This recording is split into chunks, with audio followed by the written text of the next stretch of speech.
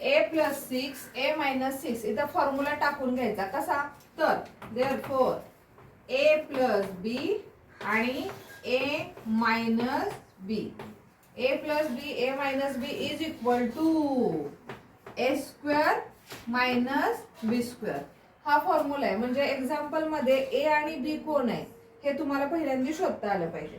ह्याच्यामध्ये ए कोण आहे रे ए एच आहे ठीक आहे नाही.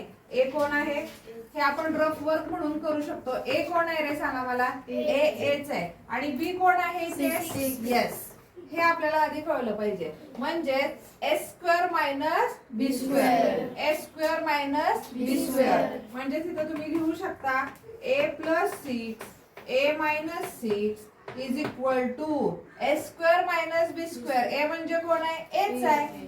ए चा स्क्वेअर काय येतो ए स्क्वेअर मायनस बी स्क्वेअर बी म्हणजे कोण आहे 6 म्हणजे 6 चा स्क्वेअर.